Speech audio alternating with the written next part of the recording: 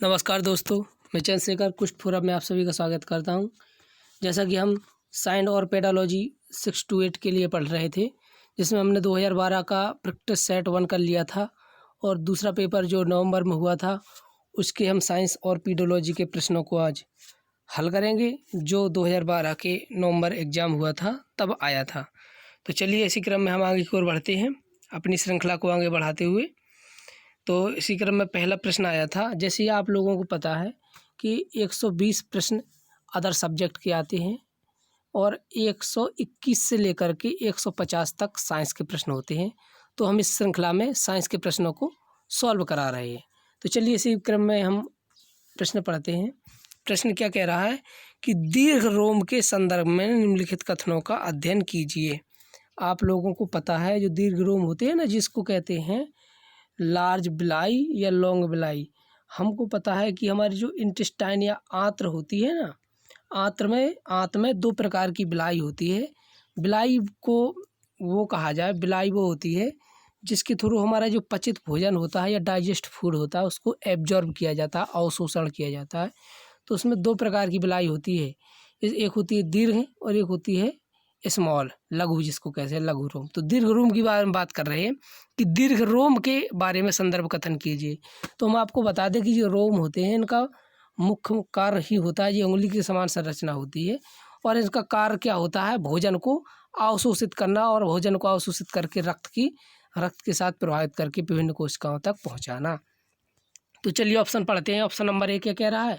Option number 1 कह रहा है ये उंगली की समान संरचना होती है, बिल्कुल सही है। इनकी छिद्र भित्तियाँ अत्यधिक पतली होती हैं, ऐसा कहीं कोई स्टेटमेंट नहीं है कि पतली होती है, तो ये ऑप्शन नंबर बी गलत है। सी कह रहा है इसमें महीन छिद्र होते हैं जिससे पचित भोजन आसानी से गुजर सकता है, बिल्कुल सही बात है। छिद्रों के थ्रू ही तो पचित डाइजेस्ट भोजन क्या करेगा, स्मॉल इंटेस्टाइन से होता हुआ ब्लड तक जाएगा। तो ए सही है, बी सी भी सही है। बी क्या कह रहा है, डी क्या कह रहा है, इसमें सूक्ष्म रुधिर वाहिकाओं का जाल फैला रहता है, हमने बिल्कुल सही बात है, बिल्कुल बताया था, जो इसके पृष्ठ के समीप होते हैं, बिल्कुल सही बात है। इन्हीं के थ्रू तो डाइजेस्ट फूड आकर के क्या करता है, ब्लड में मिलता है। तो ए सही है, सी सही है और डी सही है। जहाँ ए सी डी हो वही ऑप्शन हमारा करेक्ट होगा। तो देखिएगा ए सी डी ढूंढना है, देखिए सी डी ए ऑप्शन बिल्कुल सही है, क्या है, ए, ठीक है। तो ऑप्शन नंबर ए इसका बिल्कुल करेक्ट है। चलिए आगे की ओर बढ़ते हैं। अगला प्रश्न क्या कह रहा है, विज्ञान की कक्षा में निम्नलिखित गतिविधियों में से किसका सबसे कम शैक्षिक मूल्य है। कहने का तात्पर्य एक विज्ञान की कक्षा है जिसकी गतिविधियों में से सबसे कम शैक्षिक मूल्य किसका, अर्थात सबसे कम शिक्षा में उपयोग किसका है। तो हमको आपको पता है सभी को कि जो वैज्ञानिक सिद्धांतों पर चर्चा करेंगे तभी तो उसकी पाठचर्या, उसकी सिद्धांत या उसके विज्ञान के प्रति जिज्ञासा होगी। तो ये तो सही है। डिजाइन बनाना, विभिन्न प्रकार की डिजाइन बनाना, ये कोई विज्ञान का मूल्य नहीं है। तो बी बिल्कुल सही। मूल्य का मतलब होता है नैतिकता लाना या नवीनता लाना या रचनात्मकता सृजनात्मकता कहा जाए, ये सारे उसके ही क्या है, अंग हैं एक प्रकार से कहा जाए। तो डिजाइन में कोई नैतिकता नहीं आएगी। तो ठीक है, तो बी एकदम करेक्ट है, क्योंकि बी सबसे कम उपयोग है, मतलब इसका यूज नथिंग के समान है, ठीक है। मॉडल निर्माण करना पड़ेगा, सरल प्रयोगों को पढ़ाना पड़ेगा, है ना। ऐसा थोड़ी ना कि हार्ड पढ़ाए, छोटे बच्चे हैं निम्न लेवल के। तो एकदम बी इसमें क्या है, करेक्ट है, मतलब कि जो कि गलत है और पूछा सबसे कम पूछा है, तो इसलिए बी क्या है, करेक्ट है। चलिए इसी क्रम में आगे की ओर बढ़ते हैं। अगला प्रश्न क्या कह रहा है, कह रहा है निम्नलिखित में से कौन से कथन प्रकाश संश्लेषण के संदर्भ में सत्य है। प्रकाश संश्लेषण क्रिया हम आपको समझा दें, क्या होता है, CO2 मतलब जिसको कार्बन डाइऑक्साइड कहते हैं, H2O जिसको जल कहते हैं, और यहाँ पर आएगा सन अर्थात सूर्य का रोज प्रकाश आएगा, और यहाँ पर आएगा क्लोरोफिल आ जाएगा, ठीक है। और इस इतनी सारी क्रियाएं में ये चारों मिलकर के CO2 H2O सन और क्लोरोफिलो, वो क्या कहते हैं, क्लोरोकार्बो उसको कहते हैं ना, क्लोरोफॉर्म, ये सॉरी इसको क्या कहते हैं, क्लोरोफिल, जो क्या होते हैं, पौधे होते हैं, पौधे की हरी पत्तियां होती हैं, उसका कारण क्या होता है, क्लोरोफिल के कारण। तो ये सारे चारों चीज़ मिलकर के क्या बनाते हैं, भोजन बनाते हैं, जो ग्लूकोज के रूप में भोजन बनाते हैं। किस रूप में, ग्लूकोज के रूप में। साथ ही साथ ऑक्सीजन गैस क्या करते हैं, बाहर निकालते हैं। अब बस हमको इतना दिमाग में रखना है ये रिएक्शन, और हम सभी ऑप्शन पढ़ करके हम आसानी से आंसर देख सकते हैं। कार्बन डाइऑक्साइड का उपयोग करते हैं और जल का उपयोग करते हैं, और सनलाइट अर्थात सूर्य का प्रकाश और क्लोरोफिल, ये चारों मिलकर के क्या बनाते हैं, ग्लूकोज का निर्माण करते हैं और साथ साथ ऑक्सीजन गैस बाहर निकालते हैं। चलिए अब ऑप्शन पढ़ते हैं।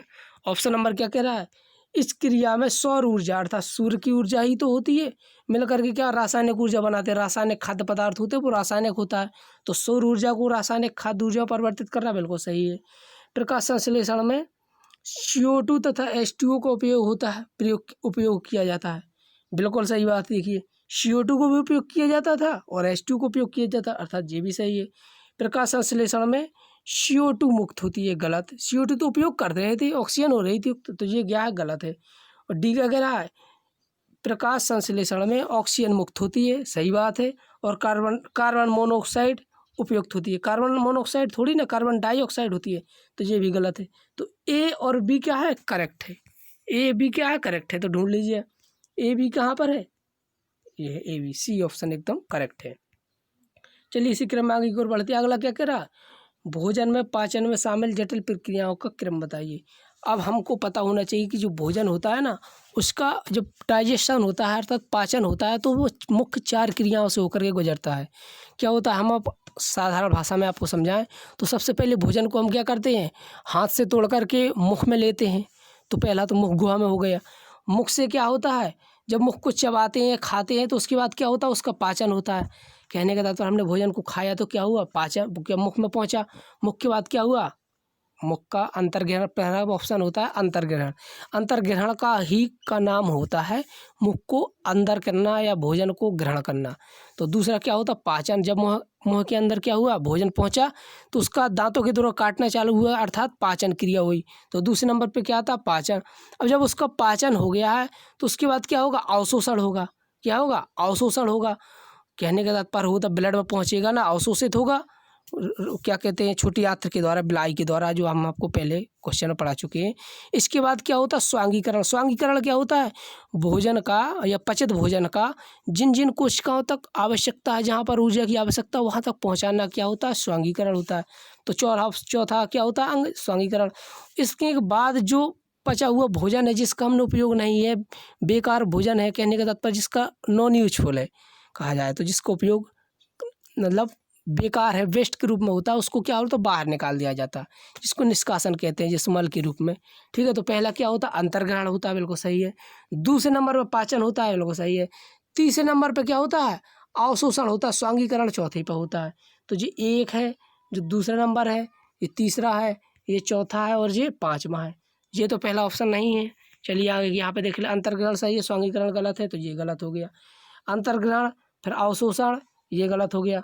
पहले अंतर्ग्रहण फिर पाचन फिर अवशोषण फिर स्वांगीकरण फिर निष्कासन, डी एकदम करेक्ट है। डी क्या है, अंतर्ग्रहण क्या होता है, भोजन को ग्रहण करना। पाचन क्या होता है, भोजन को, जटिल भोजन को, कॉम्प्लेक्स फूड को सिंपल फूड में चेंज करना ही क्या होता है, पाचन करना। अवशोषण क्या होता है, पचित भोज्य का छोटी आंत्र के द्वारा बिलाई के थ्रू क्या होता है, अवशोषित करना, अवशोषण कहलाता है। स्वांगीकरण क्या होता है, जिन कोशिकाओं में भोजन की आवश्यकता है, जहाँ पर फूड की आवश्यकता है, एनर्जी की आवश्यकता हो, वहाँ तक पहुँचाना ही क्या होता है, स्वांगीकरण।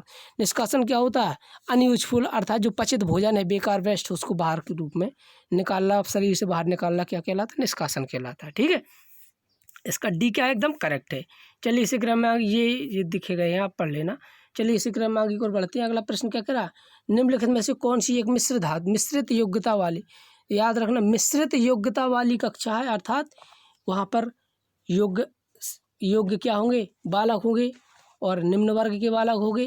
ठीक है, मंद बुद्धि वाले होंगे, श्रेष्ठ होंगे, सृजनात्मक बालक होंगे, हर प्रकार के बालक है, वही तो मिश्रित योग्यता वाली कक्षा होगी, जिसमें विद्यार्थी संज्ञानात्मक विकास के विभिन्न चरणों में है के लिए सर्वाधिक उपयुक्त होगी।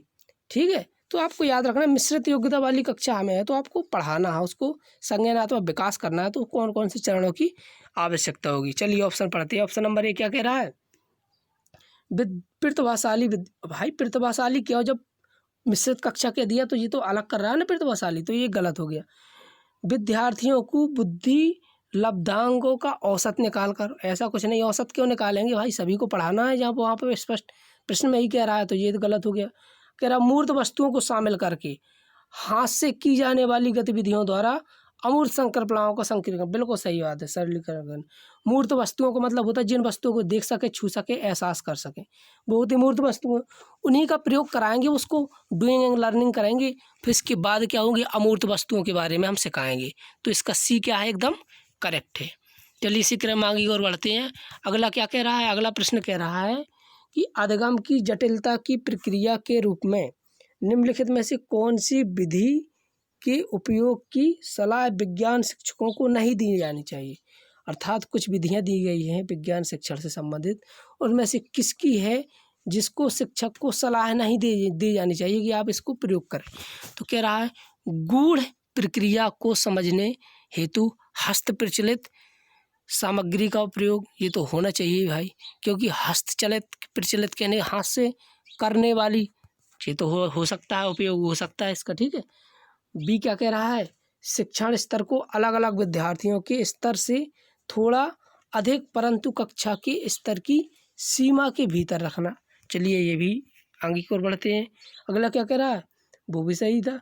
जटिल संकल्पनाओं को आरंभ करते समय, मतलब कोई जटिल संकल्पना को आरंभ करते समय विद्यार्थियों को चिंतन को प्रोत्साहित करने के लिए केवल मुक्त उत्तर वाले प्रश्न को पूछना। बिल्कुल सही बात है। कहने का तात्पर्य जब हम जटिल संकल्पना पढ़ाते हैं ना, तो विद्यार्थियों को पहले प्रोत्साहित करने के लिए क्या मुक्त प्रश्न वाले, ऐसा नहीं उन्हें प्रधानमंत्री कौन, इस समय वर्तमान प्रधानमंत्री कौन है, तो एक ही है, तो उसका तो भाई निश्चित उत्तर है, तो ऐसे प्रश्न नहीं पूछेंगे। एक से अधिक उत्तर वाले प्रश्न वही होते हैं मुक्त उत्तर प्रश्न। ठीक है, मुक्त उत्तर वाले प्रश्न तो वो पूछेंगे जिससे वो चिंतन कर सके। और डी क्या कह रहा है, विद्यार्थियों के पूर्ववर्ती ज्ञान का पता लगाने हेतु पूर्व परीक्षण लेना। ऐसा कुछ नहीं है, पूर्ववर्ती ज्ञान का पता लगाना ये तो सही है, लेकिन पहले ही परीक्षा लेना ये कोई गलत बात है। पहले से ही परीक्षा क्या लेना, पहले तो उसको पढ़ाएंगे, है ना। तो इसका डी क्या है, करेक्ट है। और जो कि पूछा था सबसे कम उपयुक्त, तो यही इसका क्या है, सबसे कम उपयुक्त होगा। ठीक है ना, परीक्षा लेने की कोई सलाह नहीं देगा यहाँ पे। चलिए अगले प्रश्न की ओर पढ़ते हैं। अगला प्रश्न क्या कह रहा है, वनों के संरक्षण के लिए एक सफल कार्य नीति आवश्यक है। वनों का संरक्षण के लिए एक नीति की आवश्यकता है। इस कथन इस कार्य नीति में शामिल होना चाहिए, क्या होना चाहिए भाई, वनों के संरक्षण के लिए उपभोक्ताओं को बचाना। ऐसा कुछ नहीं है कि वनों के संरक्षण के लिए जो उपयोग कर रहे हैं, उपभोक्ता क्या होते हैं, जो उपयोग करें, दोहन करें, उनका बचाना, ये कोई गलत बात है। उच्चतम परपोषी स्तर, ऐसा कुछ नहीं है। उच्चतम भाई, उच्चतम निम्नतम सभी को लेंगे तो ये गलत हो गया। वनों के सभी भौतिक मतलब जो एहसास कर सके, देख सके, और जैविक घटक जीवों को भी लेंगे, इन सभी को संरक्षण, बिल्कुल सही बात है। भौतिक घटक भी लेंगे और जैविक घटक भी लेंगे, सभी का संरक्षण करेंगे, तो सी एकदम करेक्ट है। शाकाहारी गलत, एक किसी निश्चित पर्टिकुलर की बात कर रहे हैं, तो सी यहाँ पर क्या है, एकदम करेक्ट है। चलिए इसी क्रम में आगे और बढ़ते हैं। अगला प्रश्न क्या कह रहा है, कह रहा है शिक्षण की प्रोजेक्ट पद्धति। प्रोजेक्ट आपको हम बता दें, प्रोजेक्ट पद्धति के लिए आपको 3 वैज्ञानिकों के नाम याद रखने हैं। सबसे पहला किलपेट्रिक, सबसे यदि ऑप्शन पूछा जाए प्रोजेक्ट विधि के बारे में तो पहला ऑप्शन होगा किलपेट्रिक, दूसरे पे आप देंगे डीवी, जॉन डीवी, तीसरे नंबर पर देंगे स्टीवेंस। ठीक है, तो तीनों ने इस पर प्रयोग किया था, सर्वश्रेष्ठ कार्य किया था। तो प्रोजेक्ट विधि से बारे में पूछ रहे हैं, तो देखिए तीनों में से कौन सा दिया गया है। रॉबर्ट तो है नहीं है, मैक्स नहीं है, BF स्किनर नहीं है, तो डीवी ही दिया है, तो डी एकदम करेक्ट है। ये देखो, एक नंबर पे किलपेट्रिक याद रखना, दूसरे पे डीवी, तीसरे पे क्या, स्टीवेंस। तीनों में से जॉन होगा वो सही होगा। यदि तीनों दिए जाए तो नंबर 1 क्या होगा, किलपेट्रिक, दूसरे पे डीवी। ठीक है, चलिए इसी क्रम में आगे और बढ़ते हैं। अगला प्रश्न क्या कह रहा है, अगला प्रश्न कह रहा है जैव विज्ञानों में पाठ्य योजना, अब लेसन प्लानिंग की बात कर रहे हैं, को ध्यान में रखते हुए मुख्य रूप से निर्देशित होना चाहिए। कहने का तात्पर्य जीव विज्ञान में प्लानिंग, लेसन प्लान को ध्यान में रखते हुए क्या निर्देशित करना चाहिए। ठीक है, तो आपको पता होना चाहिए कि क्या करेंगे भाई, वो पाठ्य योजना बना रहे हैं, इसका उद्देश्य क्या है, उसका तुम्हारे बच्चों की मतलब क्या परिणाम पड़ेंगे, उन पर किस प्रकार का परिवर्तन होगा, यही तो ध्यान में रख कर के पाठ्य योजना बनाई जाती है। तो एकदम करेक्ट है। पाठ्य योजना के लक्ष्यों और अधिगम के परिणामों को याद रखेंगे, ध्यान रखेंगे, उसी के आधार पर तो बनाएंगे। ठीक है, तो ये एकदम करेक्ट है। अगले प्रश्न की ओर बढ़ते हैं। अगला प्रश्न क्या कह रहा है, विद्यार्थियों को अभिप्रेरित करने के लिए अर्थात मोटिवेट करने के लिए शिक्षक निदर्शन का आयोजन करता है, लेकिन निदर्शन का अपेक्षित परिणाम नहीं आ पाता। शिक्षक के लिए सर्वश्रेष्ठ सलाह है निदर्शन, दर्शन माने देखना होता। ठीक है, निदर्शन। तो ऑप्शन नंबर 1 क्या कह रहा, विद्यार्थियों के साथ मिलकर निदर्शन की असफलता का कारण पता लगाना। भाई विद्यार्थियों के कारण साथ में क्यों, असफलता का कारण तुम पता लगाओ, उनकी समस्या का हल कराओ, तो ये क्या है, गलत है। अगला प्रश्न क्या कह रहा है, कह रहा विज्ञापन समन्वयकों के पास नोट ऐसा कुछ नहीं, बच्चों का इससे क्या संबंध है भाई कि आप नोट भेजना उनको कक्षा में आने के लिए कहना, ये कोई उत्तर नहीं हुआ। सी क्या कह रहा, निदर्शन को रोकना और दोबारा कराना, बिल्कुल सही बात है। कहने का तात्पर्य जो तुम प्रदर्शन कर रहे हो, यदि तुम उसमें कुछ गलतियां कर रहे हो तो उसको भाई तुरंत सुधारो, ऐसा नहीं कि तुम उसको चलने दो भाई हमारी बेइज्जती हो जाएगी, ऐसा कुछ नहीं है। यदि तुम कुछ दिखा रहे हो, निदर्शन कर रहे हो, तो उसको यदि गलतियां हो रही तो उसको रोको, रोकने के बाद उसको पुनः दोबारा सही करके दिखाओ। तो एकदम सी क्या है, एकदम करेक्ट है। भाई आप दैनिक जीवन में दीजिए, यदि आप कोई शिक्षक पढ़ाने आ रहा है, यदि उसने कुछ गलत पढ़ा दिया, उसको एहसास हुआ कि मैंने गलत पढ़ाया, तो भाई उसको तुरंत रोको वहाँ पे गलती को अपनी, और उसको करेक्ट करके दोबारा बताओ। यही तो होगा अच्छे टीचर की टीचिंग की निशानी। तो ठीक है, तो सी क्या है, एकदम करेक्ट है। चलिए इसी क्रम में आगे और बढ़ते हैं। अगला प्रश्न क्या कह रहा है, अगला प्रश्न कह रहा भारी बोझ उठाने वाली कुली सदैव हुई अपने पास एक लंबा कपड़े का टुकड़ा रखते हैं, धोती जिसको तौबल कह दें। अपने सिर पर बोझ को रखने से पहले भी इस कपड़े को गोल चकती, जिसको कहते हैं क्या कहते हैं, कुंडी कहते हैं लोग, की आकृति में लपेटकर अपने सिर पर रखकर फिर उस पर बोझ रखते हैं। ऐसा क्यों करते हैं? आपने देखा होगा, सपोज दैट ये सिर है, सिर के ऊपर वे कुंडी रख लेते हैं, यहाँ पर भारी बोझ रख लेते हैं। तो इससे क्या होता है आपको पता होना चाहिए। P बराबर क्या होता है, F/A। P बराबर क्या होता है, F/A। अभी आपको ये मालूम नहीं होगा। P क्या होता है, दाब होता है, प्रेशर होता है, और A क्या होता है, क्षेत्रफल होता है। जिसका क्षेत्रफल या फिर जितने क्षेत्रफल का कहा जाए जगह, क्षेत्रफल को कह दिया जाए जगह या स्थान, ठीक है। तो हाई जगह ज़्यादा होगी, स्थान ज़्यादा होगी, तो वहाँ पर प्रेशर कम होगा। आप सुई से लिखिए, सुई होती निडल होती है, जिसको सुई कहते हैं अपन।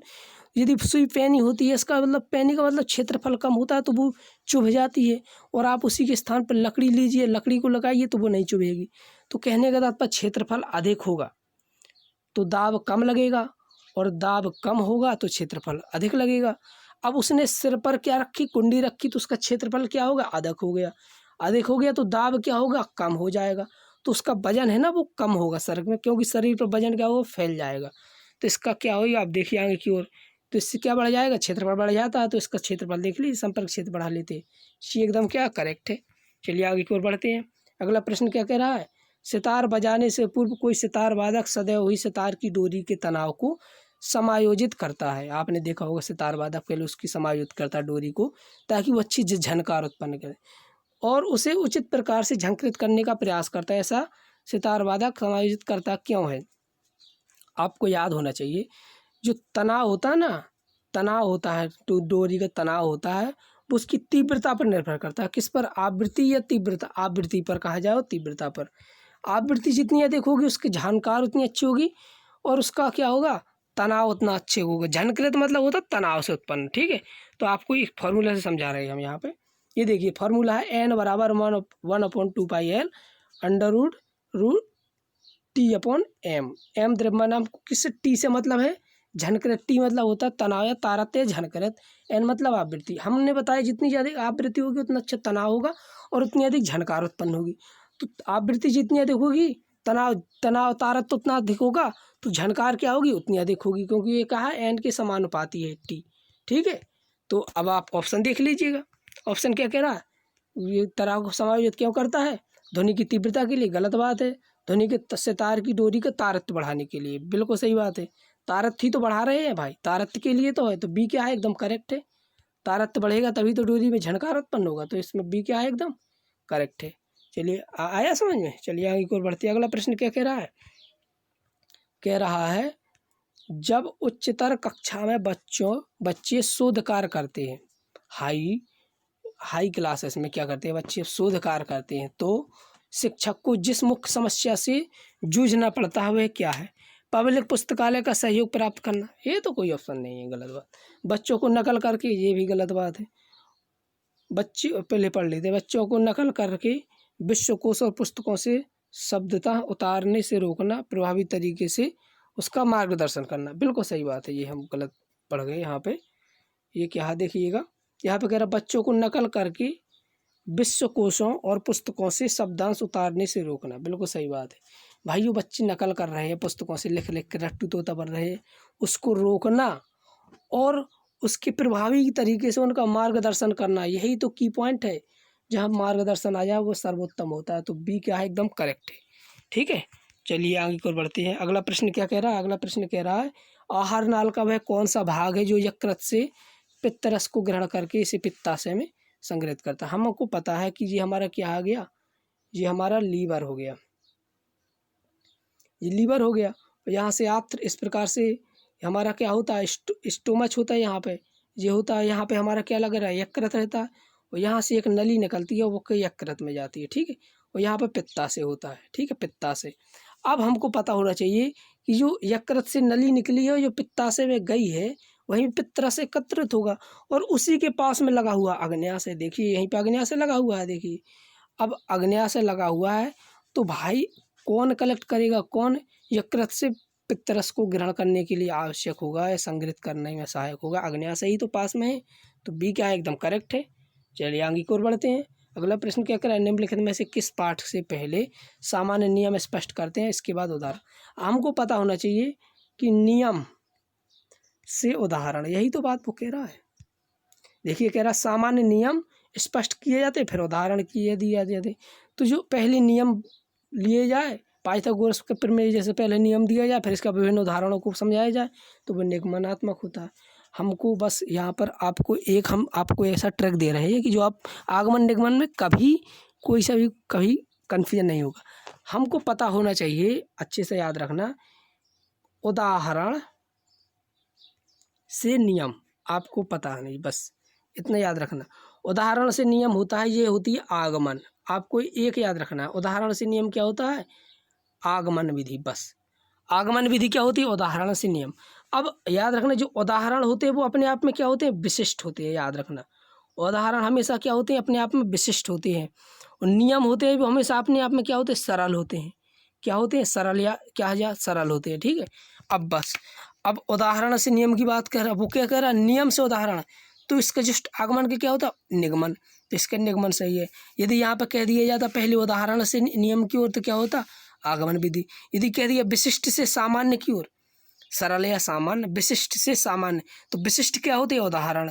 तो विशिष्ट से सामान्य क्या होते हैं, सरल नियम होते हैं। तो ये क्या होता है, आगमन विधि। यदि कहते हैं सरल से या सामान्य से विशिष्ट की ओर, तो निगमन विधि। आपको नहीं भूलेगा जी कभी। ठीक है, चलिए आगे की ओर बढ़ते हैं। अगला प्रश्न कह रहा, आपको पता होना चाहिए उर्वरक आप अच्छे से जानते हैं, जो एनटी यूरिया वगैरह हो गई, ठीक है ना, एनडीवी, ये बोरियाँ होती हैं ना, जो दवा ये खाद के रूप में उर्वरक होते हैं जो खेतों में डालते हैं। तो उसमें आपको 3 याद रखना है, नाइट्रोजन, फास्फोरस, पोटेशियम, बस ये 3 ही होते हैं। इसको आप रट्टा तूता मन के अच्छे से रट लीजिए, नाइट्रोजन, फास्फोरस, पोटेशियम, ये 3 ही होते हैं। आप अपने घरों में देखिए, आप सभी लोग, इनमें से अधिकांश लोग 80% सभी लोग खेती किसानी से संबंधित हैं। तो आपके जब खेतों में खातू आए या खाद आए डालने के लिए पापा जी लाएँ, तो आप बोरी में देखिएगा तो वहाँ पर नाइट्रोजन, फास्फोरस और पोटेशियम तीनों की मात्रा अलग अलग लिखी होगी। ठीक है, तो आप कमेंट करके जरूर बताइए कि इसमें नाइट्रोजन की मात्रा कितनी होती है यूरिया में। ठीक है, चलिए आगे की ओर बढ़ते हैं। अगला प्रश्न क्या कह रहा है, कह रहा है विज्ञान में पाठ्यचर्या योजना, लेसन प्लानिंग योजना के विषय में निम्नलिखित में कौन सा सर्वाधिक उपयुक्त है। ठीक है, पाठ्यचर्या योजना के विषय में कौन सा सर्वाधिक उपयुक्त है। नंबर 1 क्या करा, प्रत्येक सत्र, भाई सत्र क्यों, यहाँ पे आपको पता होना चाहिए कि जो भी कार्य किया जाए वो दैनिक हो या फिर साप्ताहिक हो। ऐसा नहीं कि साल भरे में कोई कार्य किया जाए, तो ये गलत हो गया। पूर्व अधिगम पर निर्मित, मतलब यदि कोई बालक है जो पढ़ा है पहले, उसके आधार पर निर्मित करने के लिए पाठ के विशिष्ट उद्देश्य, अधिगम उद्देश्यों की योजना बनाने के लिए की जाती है। कहने का तात्पर्य है, इसमें कह रहा है कि जो बालक ने पहले पढ़ा है उसके आधार पर विशिष्ट अधिगम के उद्देश्यों की योजना बनाने के लिए। अगला क्या कह रहा है, प्रत्येक सत्र, ये तो बिल्कुल ही गलत है। विज्ञान, अगला क्या कह रहा है, अगला कह रहा है वैज्ञानिक अध्ययनों को दूसरे विषयों के क्षेत्र में कार्य से जोड़ने के लिए। भाई ये ऐसा नहीं, भाई वैज्ञानिक अध्ययन कर रहे हैं तो वो विज्ञान से क्षेत्र से होगा, ऐसा थोड़ी ना कि समाज सेवा से चला जाएगा। ठीक है, तो ये नहीं, तो एकदम बी ही इसमें करेक्ट लग रहा है। क्या बी है, बी क्या कह रहा है, पूर्व ज्ञान, उसने जो पूर्व ज्ञान है उसका, पूर्व अधिगम मतलब पूर्व ज्ञान ही तो है, पर निर्मित जो पाठ के बारे में उसने जो ज्ञान किया है उसी के अधिगम के उद्देश्यों के आधार पर तो पाठ योजना बनाएंगे, वही उसका उद्देश्य पूछ रहा है। तो ठीक है, तो बी इसमें क्या है, एकदम करेक्ट है।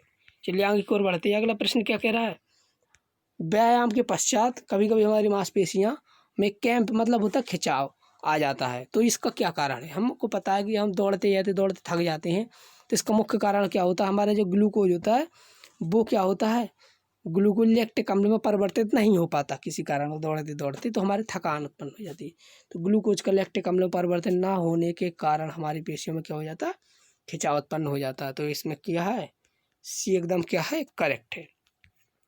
चलिए आगे की ओर बढ़ते हैं। अगला प्रश्न क्या कह रहा है, कह रहा 5 किलोग्राम द्रव्यमान की कोई पिंड किसी चिकने घर्षण रहित क्षैतिज पृष्ठ पर 10 मीटर पर सेकंड के नियत वेग से फिसल रहा है। तो इस पिंड को इसी वेग से गति करने के लिए आवश्यक बल होगा।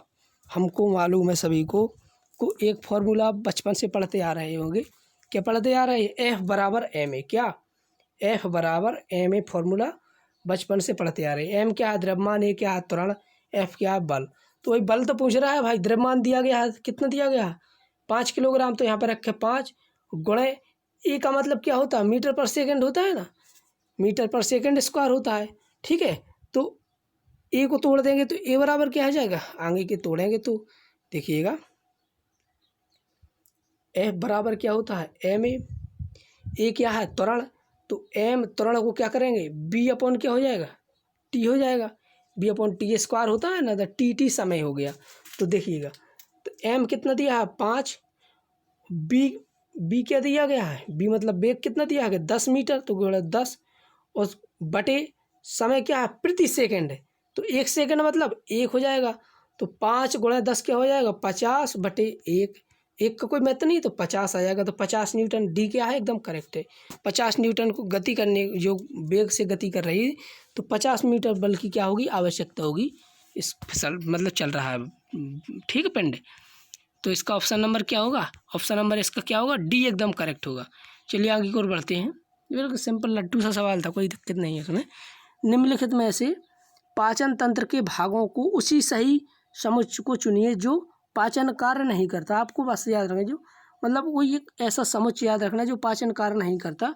तो उसमें आपको ग्रेसिका, मुख ग्रेसिका हो गया, और मुख गुहिका हो गया, और मलाशय, ये क्या होते, पाचन कार्य नहीं करते।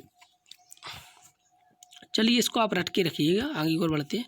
अगला प्रश्न क्या कह रहा है, अगला प्रश्न कह रहा है कि मानव की आहार नाल के विभिन्न भागों को सही क्रम में रखिए। हमको पता है, जैसे हम मानव की आहार नाल बनाए, देखिएगा ये हमारा मुख हो गया, इस प्रकार की आहार नाल होती है। ठीक है, इस प्रकार की हमारी आहार नाल, ये स्टोमच हो गया, या छोटी आंत बड़ी आंत हो गया, यहाँ पे मलाशय हो गया। ठीक है, स्टोमच इस प्रकार से हमारी क्या होती है, आंत हो गई। ये देखिए यहाँ पे यकृत हो गया, इसका कोई महत्व नहीं होता। तो पहले क्या आता, हमारा मुख आता है, फिर इसके ग्रसनी होती है, इसको ग्रासिका कहते हैं। फिर इसके बाद आमाशय ये होता है, पेट होता है जिसको आमाशय होता है। फिर इसके बाद होती है छोटी आंत आती है। फिर इसके बाद देखिए इस प्रकार से होती है, इस प्रकार से, और ये फिर बड़ी आंत में से परिवर्तित हो जाती है। ठीक है, तो पहले मुख गुहिका आ गया, फिर ग्रासिका आ गया, फिर आमाशय आ गया, फिर छोटी आंत क्षुद्रांत होती है, फिर बृहदांत। तो सी एकदम करेक्ट है, सी क्या है, करेक्ट है। पहले क्या आता है, मुख गुहिका आता है, फिर ग्रासिका, आमाशय, फिर छोटी आंत की क्षुद्रांत कहते, बृहदांत को बृहदांत कहते, बड़ी आंत को। तो सी एकदम करेक्ट है। चलिए आगे की ओर बढ़ते हैं। अगला प्रश्न क्या कह रहा है, अगला प्रश्न कह रहा है भौतिकी के कड़े रूप से संरचित पाठ को यदि थोड़े लचीलेपन के साथ पढ़ाया जाता है तो यह उस विद्यार्थी के सीखने के लिए सबसे उपयुक्त होगा। आपको पता होना चाहिए, कड़े रूप से पढ़ा रहे हैं, तो कहने के तात्पर्य जो बालक कड़ा, उसी कड़ाई से पढ़ाया जाता है, जो क्या होते, बालक प्रतिभाशाली होते हैं, होशियार। लेकिन अब कड़े पाठ को यदि हम लचीला बना रहे हैं, तो मंदबुद्धि बालकों को भी पढ़ाना शामिल करना चाहते हैं, इसका मतलब ये होता है। तो भाई यदि लचीला कर रहे हैं, तो जिसकी बुद्धि लब्धि आपको पता होना चाहिए कि 90 से 110 या 109 तक होता है, वो किसके लिए होता है, सामान्य बुद्धि। इससे कम वाले मध्य बुद्धि होंगे। तो 125 वाला तो भाई बुद्धि लब्धि वाला है, तो उसको लचीलेपन की आवश्यकता नहीं है। जो अति क्रियाशील है तो उसके लिए भी नहीं, जो संस्कृति से कोई मतलब ही नहीं है, तो एकदम करेक्ट, वो तो बच ही रहा। वैसे भी ऑप्शन काट दो तो बन जाएगा। तो भाई जो 85 बुद्धि लब्धि वाला, 85 वाला है, वही तो मंद बुद्धि वाला होगा, तो ये एकदम करेक्ट होगा, उसी के लिए तो आवश्यक होगी। चलिए आगे की ओर बढ़ते हैं। अगला प्रश्न क्या कह रहा है, अगला प्रश्न कह रहा है निम्नलिखित में कौन सा विषमांगी मिश्रण है। हम आपको पता है कि यदि हम गिलास में पानी लें और पानी में यदि बालू डाल दें, उसको खूब हिलाएं, थोड़ी देर के रख दें तो अलग पता चल जाएगा इसमें बालू है पानी है, क्योंकि अलग से दिख जाएंगे। और यदि एक गिलास में हम पानी लें और हम चीनी डाल दें या नमक डाल दें, थोड़ी देर हिलाएं तो वो पता नहीं चलेगा इसमें पानी है कि चीनी है, नहीं पता चलेगा ना, क्योंकि जो दिखने में अलग अलग हो जाए वो समांगी भी होता, क्या होता है विषमांगी मिश्रण होता है। जो दिखने में मालूम ही ना पता चले कि क्या डला है तो वो क्या होता है समांगी मिश्रण होता है। तो इसी प्रकार विषमांगी मिश्रण वो होता है जो अलग अलग दिख जाए। तो हम आपको पता है कि यदि दो यौगिक होंगे और उनको आपस में मिलाया जाए, ये कॉन्सेप्ट हम पढ़ा होगा कि यदि दो यौगिकों को क्या हुआ एक साथ मिलाया जाए तो विषमांगी मिश्रण हमेशा बनता। कैसा, देखिए स्टेनलेस स्टील को हमको पता है, यदि स्टील के बनाने के लिए यदि हम योग तत्वों का यदि मात्रा मतलब एकदम रेशियो साथ समान नहीं होगा ना, तो उसमें क्या बनेगा, स्टील लबन की कुछ अन्य धातु भी बन सकती है ना, तो उसके को निश्चित मात्रा होती है। इसी प्रकार पीतल बनाने के लिए भी, इसी प्रकार गुब्बारे में यदि वायु भरें और निश्चित मात्रा से अधिक हो जाए तो क्या हो जाएगा, फट जाएगा। तो निश्चित मात्रा होनी चाहिए, तो भाई ये समांगी होंगे। पीतल में समांगी होगी, आपको पता हो जितनी भी मिश्र धातु हैं वो सभी समांगी होती हैं। ये मिश्र धातु है, ये मिश्र धातु, ये समांगी है। गुब्बारा का हमने आपको कॉन्सेप्ट समझा दिए, तो ये तो तीनों कट गए। तो आयोडीन नमक में आपको पता होना चाहिए कि नमक का क्या होता है, नमक का होता है NaCl जो कि एक यौगिक है, ठीक है। और आयोडीन I2 एक भी तत्व है। यदि इनको मिलाया जाए, देखिए ये यौगिक है, ये तत्व हैं, आपस में मिलेंगे तो ये क्या होगा, यौगिक तत्व मिलेंगे तो विषमांगी मिश्रण बनेगा तो विषमांगी मिश्रण बन जाएगा। तो ये क्या है, एकदम क्या हो जाएगा, बी एकदम यहाँ पर करेक्ट होगा, ठीक है ना, बी क्या करेक्ट होगा। चलिए आगे की ओर बढ़ते हैं। अगला प्रश्न क्या कह रहा, भूतापीय ऊर्जा एक वैकल्पिक ऊर्जा स्रोत है, इस ऊर्जा स्रोत के लिए सर्वाधिक संभाव्य क्षेत्र है। हमको पता है भू मतलब होता है पृथ्वी, तापी मान ले तापमान, ये पृथ्वी है, इसके तापमान की बात कर रहा है। तो इसके लिए किस ऊर्जा क्षेत्र के लिए सबसे अधिक संभावना है, तो कह रहा है जहाँ तापी विद्युत संयंत्र हैं, ऐसा कुछ नहीं है। जो भूपरपटी पर तप्त स्थलों के ऊपर है, बिल्कुल सही बात है, ये भूपरपटी है, इसके ऊपर जो तप्त स्थल है उसी की बात तो कर रहा। भूतापी, वो तो स्पष्ट कह रहा भूमि के ताप की ऊर्जा, तो भूमि के ऊपरी पृष्ठ पर भूपरपटी पर तप्त स्थलों के ऊपर की तो बात कर रहे हैं, वही स्थान ही तो होंगे सर्वाधिक संभावना। तो क्या है, वो तो स्पष्ट कह दिया उसने, बी एकदम यहाँ पर करेक्ट होगा। चलिए आगे की ओर बढ़ते हैं। अगला प्रश्न आपको ये रट कर रखना है, ठीक है ना। ये विद्युत क्या कहते हैं, रसायन सारणी होती है। जब आपने हाई स्कूल इंटर पास किया होगा तो आपको विद्युत रासायनिक श्रेणी में तत्वों का क्रम पढ़ाया होगा, उसी क्रम के आधार पर होगा। तो आपको याद रखना है, यहाँ पर बी इसमें करेक्ट है। क्या है कि इसमें बताया गया कि कौन सी क्रिया हो सकती है। तो इसमें जो Zn होता है ना, ये Zn ऊपर रखा होता है, इसके नीचे होता है आयरन। अब जो तत्व ऊपर रखा होता है वो नीचे वाले तत्व के यौगिक से क्या करता है, उसको प्रतिस्थापित कर देता है। तो यहाँ पर देखिएगा, आगे का हम इसको बढ़ाएं तो जो Zn होता है ना, वो SO4 को निकल लेगा, तो Zn SO4 बन जाएगा, और प्लस क्या बन जाएगा, Fe है ना जी, अलग निकल जाएगा Fe। तो जो इसका आंसर ये क्या होगा, क्योंकि इसका स्थान Zn का क्या है, स्थान FeSO4 से क्या होता है, Fe से ऊपर होता है, ठीक है। तो इसमें क्या होता है, Zn ने Fe से SO4 को क्या कर दिया, प्रतिस्थापित कर दिया, ठीक है ना। क्यों कर दिया, क्योंकि Zn का स्थान क्या है, FeSO4 से Fe से ऊपर है, इसके कारण। तो इसका बी क्या है, तो आपको टेबल ये हाई स्कूल की इंटर की किताबों में मिल जाएगा, तो आपको उसको रटना है, विद्युत रासायनिक श्रेणी की टेबल, ठीक है। चलिए आगे की ओर बढ़ते हैं इसी क्रम में। अगला प्रश्न क्या कह रहा, देखिएगा, कह रहा कुछ डायनासोरों के पर थे, पर मतलब पंख होते हैं, ठीक है ना। यद्यपि वे उड़ नहीं पाते थे, परंतु पक्षियों के पर होते हैं जो उड़ने में उनकी सहायता करते हैं। तो विकास के संदर्भ में इसका अर्थ बताइए। आपको पता होना चाहिए, विकास के संदर्भ में सिर्फ दो ही कॉन्सेप्ट होते हैं, क्या होते हैं, समजात और समवृद्धि। समजात और समवृद्धि, आप एक याद रखिए, समजात मतलब क्या होता है, जात क्या होनी चाहिए, समान समान, और जाति होगी समान तो उसकी उत्पत्ति क्या होगी, उनकी उत्पत्ति एक ही से समान नहीं तो होगी। कहने के तात्पर्य, यदि कोई पुरुष है या मानव है तो मानव की उत्पत्ति मानव से ही तो होगी, तो एक ही जाति होगी। मानव जाति क्या होगी, मानव होगी, तो एक ही मानव से ही उत्पन्न होंगे। और मानव एक समान होगी तो उनके हाथ भी दो होंगे, तो पैर भी दो होंगे, आंखें भी दो, ऐसा तो नहीं है कि अन्य मानव में अलग अलग होंगी। तो उत्पत्ति और संरचना समान होगी, लेकिन उनके काम अलग अलग होते हैं। देख भाई, कोई लोहार होता है तो वो अपना लोहे का काम करता है, किसान खेती का काम करता है, बिजनेसमैन बिजनेस का काम करते हैं, अलग अलग काम होते हैं। तो उनके क्या होते हैं, उत्पत्ति और संरचना तो समान होती है लेकिन कार्य अलग अलग होते हैं। वो क्या होते हैं? समजात। और समवृत्ति क्या होती है? जिस इसको अल्टे होते हैं। उनके कार्य तो समान होते हैं लेकिन उनकी उत्पत्ति संरचना भिन्न भिन्न होती है। जैसे आपने पक्षियों के पंख हो गए, मधुमक्खी के पंख हो गए, कीट पतंगों के पंख हो गया, मधुमक्खी और मछली के पर हो गए। तो ये चमगादड़ के, आपको पता है चमगादड़ स्तनधारी है, वो भी उड़ती है, पक्षी भी उड़ते हैं। ये क्या होते हैं? पक्षी वर्ग से। तो इनके कार्य तो समान है लेकिन उत्पत्ति क्या होती है? भिन्न भिन्न होती है। ये समवृत्तीय अंग होते हैं। तो आपको याद रखना है, यहाँ पे डायनासोरों के संदर्भ में बताना है। तो आपको पता है कि दोनों तो क्या है? उड़ नहीं पाते थे, पंख हैं। देखिए दोनों के पंख थे, ठीक है ना, अच्छी बात है थे, लेकिन एक समान थी उनकी समजात अंग थे। पंख क्या है? समजात। क्यों? क्योंकि संरचना तो समान थी। कह रहा दोनों के पंख थे पर उड़ नहीं पाते थे। भाई उत्पत्ति तो समान लेकिन उनके कार्य अलग अलग हैं, तो वो क्या है? समजात। हम आपको कॉन्सेप्ट बता चुके हैं। क्या बता चुके? कि जिनकी उत्पत्ति तो समान हो लेकिन उनके कार्य अलग अलग हो। भाई वो नहीं उड़ पाता था, उनका कार्य अलग था, पंखों का कार्य, ठीक है ना, और पक्षियों का कार्य उड़ना था। तो ये क्या हो? समजात अंग हो गए। तो बी एकदम करेक्ट है। चलिए आगे को बढ़ती है। अगला प्रश्न क्या कह रहा है? यदि आपसे किसी भली भांति प्रकाशित पेंटिंग के प्रतिबिंब को दीवार पर प्रक्षेपित करने के लिए कहा जाए तो आप इस उद्देश्य के लिए निम्नलिखित में से प्रकाशीय युक्तियों में से किसे चुनेंगे?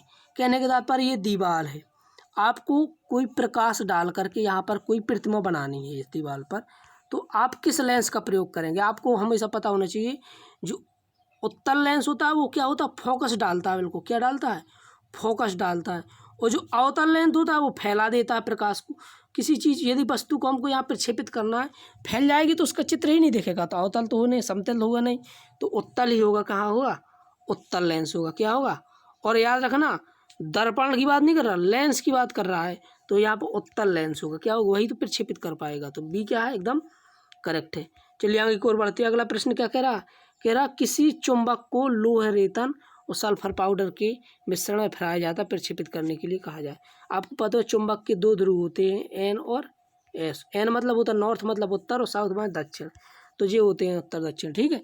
अब चुंबक क्या होती है? लोहयुक्त पदार्थों को अवशोषित करती है, मतलब अपने अंदर के खींच लेती है। तो आपको पता है लोहे के रेतन को क्या करेगी? चिपका लेगी अपनी ओर। सल्फर से कोई मतलब ही नहीं, क्योंकि अधातु है ये, तो धातुओं को, लोहे की धातु को क्या करती है? वो चिपकाती है। तो बस ऑप्शन देख लीजिए, ये केवल लोह रेतन के समान ही चुंबक की दोनों ध्रुवों की ओर आकर्षित करती है। एकदम करेक्ट है, ठीक है। आगे की ओर बढ़ते हैं। अगला प्रश्न क्या कह रहा है? ये आपको सारणी थोड़ी अच्छे से देखिए। कह रहा है नीचे सारणी में किसी यात्रा के विभिन्न समयों पर ओडोमीटर के पाठ्यांक दिए गए हैं। कोई भाई यात्री था, वो यात्रा कर रहा है, तो उसके पाठ दिए गए हैं। कह रहा वो 8 बजे चला और इतने किलोमीटर चला, किलोमीटर में दिया गया है 6640। फिर वो 8:30 बजे चला, इतने चला, 9 बजे इतना, फिर 9:30 बजे इतना, 10 बज के क्या कि 10 मिनट पे इतना। आपको पता हो इसका क्या अंतर है? 30 मिनट। इनका अंतर 30 मिनट। इनका अंतर, कहने का तो हर समय क्या है? 30 मिनट, मतलब आधा घंटा। और इनका यदि अंतर निकालें, दो का अंतर, हर में दो का अंतर, तो यहाँ पर भी एक का अंतर निकाल लीजिए, समान अंतर है। इसको घटाइए, 8 में से 0 गया तो 8 आएगा, 5 में से 4 गया 1, मतलब हर यहाँ पर अंतर, पहले में अंतर कितना? 30 मिनट हो गया। समय क्या दिया गया है? समय दिया गया 30 मिनट। और यहाँ पर क्या दिया गया है? किलोमीटर में। तो हर का अंतर क्या? 18।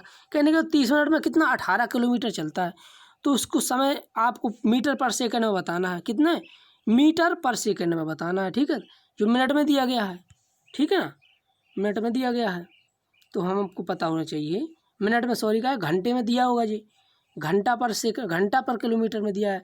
तो यदि हम 30 घंटा को किस में बनाएं? मिनट में बदलें तो क्या हो जाएगा? आपको पता होना चाहिए 30 का AM, देखिए यहाँ पर, सॉरी, 30 मिनट है, क्योंकि घंटा तो 60 का हो जाएगा ना, तो आधे घंटे का है ना, आधे घंटा मतलब 30 मिनट। 30 मिनट को हम किस में बदलें? पहले सेकंड में। तो क्या हो जाएगा? 30 में 60 का क्या करेंगे? गुणा करेंगे तो क्या हो जाएगा जी? सेकंड में बदल जाएगा। तो 36 18, 36 क्या हो जाएगा? 18 00, 1800 क्या हो गया? सेकंड। कहने के तात्पर्य 30 मिनट का ही तो अंतर था, तो 30 मिनट में कितने सेकंड हो गए? 1800। अब यहाँ अंतर कितना था? 18 किलोमीटर। और 18 किलोमीटर में क्या करेंगे हम? 18 किलोमीटर को मीटर में बदलेंगे तो 1 किलोमीटर में कितने मीटर होते हैं? 1000। तो 18 किलोमीटर में 1000 का क्या करेंगे? गुणा करेंगे तो क्या हो जाएगा? 18,000। क्या हो जाएगा 18,000 तो क्या हो गया मीटर। अब चाल निकालनी थी ना, तो मीटर पर क्या होता है सेकंड, ये 4 दूरी बटे समय, तो समय कितना हो गया 1800। 1800 हो गया ना, 1800 सेकंड। तो ये मीटर पर सेकंड में हो गया। 1 जीरो से 1 जीरो कटे, 1 जीरो से 1 जीरो कटो, और 18 से काटा 18 एकम 18, तो कितना बचा 10। 10 ही तो बचा। तो 10 क्या हो जाएगा 10, ऊपर क्या था मीटर में, तो 10 मीटर और पर सेकंड, तो 10 मीटर पर सेकंड जो ऑप्शन होगा भाई सी होगा। सी एकदम करेक्ट है। 10 क्या हो जाएगा 10 मीटर पर सेकंड, इसका क्या होगा ऑप्शन सी एकदम करेक्ट होगा। चलिए इसी सीरीज का अंतिम प्रश्न क्या कह रहा है। अंतिम प्रश्न कह रहा है कि निम्नलिखित में से 3 धातुओं में से ऐसे समूह को चुनिए जो मुक्त अवस्था में पाई जा सकती हैं। आपको पता होना चाहिए कि मुक्त अवस्था में वही पाई जा सकती हैं जो अन्य धातुओं से या गैसों से क्रिया नहीं कर सकें। आप लोहा को डाल दें, यदि पानी या वायु के संपर्क में ना रखें तो उसमें कोई जंग नहीं लग सकती। सोने को आपने देखा होगा कई सालों तक पहन सकते, ये मुक्त अवस्था में रह सकती हैं, है ना। तो ऐसी ही धातु प्लेटिनम को आप चांदी को ऐसे डाल दीजिए, कुछ नहीं होगा। तो सिल्वर मतलब होता है चांदी, गोल्ड मतलब होता है सोना, प्लेटिनम धातु है। ये तीनों मुक्त अवस्था में पाई जाती हैं। तो बी एकदम करेक्ट है, ये मुक्त अवस्था में रह सकती हैं। ठीक है, तो आपको ये सीरीज़ कैसी लगी? यदि आपको अच्छी लगी हो तो आप कमेंट करके ज़रूर बताइएगा। आप कुछ नवीनता चाहते हैं, कुछ नया ऐड करवाना चाहते हैं, तब भी हम आपको कमेंट करके बताइएगा। और यदि आपको इससे कुछ लाभ हो रहा है, थोड़ा सा भी लाभ हो रहा है, तो आप इस क्लास को शेयर कीजिएगा, अपने दोस्तों को शेयर कर दीजिएगा, जोड़ लीजिएगा। और अभी तक आपने यदि हमारे चैनल को सब्सक्राइब नहीं किया है तो सब्सक्राइब कर लीजिएगा और लाइक ज़रूर कर दीजिएगा, क्योंकि इससे हमको मोटिवेट होते हैं और कुछ नया करने की जिज्ञासा उत्पन्न होती है। Thank you so much.